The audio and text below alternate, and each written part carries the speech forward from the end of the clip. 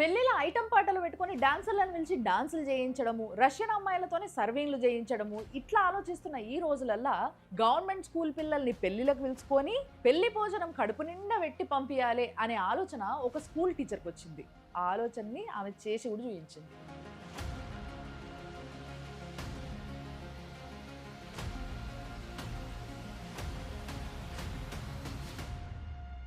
ఈ పెళ్లి భోజనాలు జరిగింది బీహార్లో. మంచిగా పెట్టింది కదా భోజనాలు.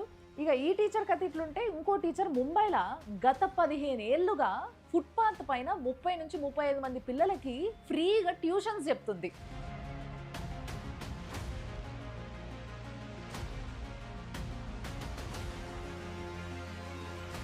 నాకు ఈ వీడియో చూస్తుంటే నాకు అనిపిస్తుంది, 15 ఏళ్ళుగా ఫుట్పాత్ మీద పిల్లలకి ఫ్రీగా ట్యూషన్ చెప్తున్నా కూడా ఈ ఒక్క పుణ్యాత్ముడు కూడా వచ్చి ఇంత షెడ్ అని ఇయ్యలేదా అని. అంటే ఎంతో మంది ఎన్జిఓలు ఉంటారు, లేకపోతే అవి ఇవి అని సర్వీస్లు చేసినాం, సేవలు చేసినాం, దానాలు ఇచ్చినాం, ధర్మాలు చేసినాం అని చెప్పుకునే ఫిలాంథ్రపిస్టులు ఉంటారు కదా. మరి వాళ్ళు ఎవరన్నా ఒక్కరు ముందుకు వచ్చి వాళ్ళకి ఇంత షెడ్ అని ఇచ్చుంటే పాపం మంచిగా చదువుకుంటుండే కదా పిల్లలు. ఇంకా మీదికెళ్ళి ముంబై అంటున్నారు. ముంబైలో చాలా మంది బాలీవుడ్ సెలబ్రిటీస్ కూడా ఉంటారు. మరి వీళ్ళ కళ్ళలో కూడా పడలేదా? ఇద్దరు దయగల టీచర్లను చూసిరు కదా. ఇప్పుడు క్రమశిక్షణ కలిగిన సార్ ఏం చేస్తున్నాడో చూడు.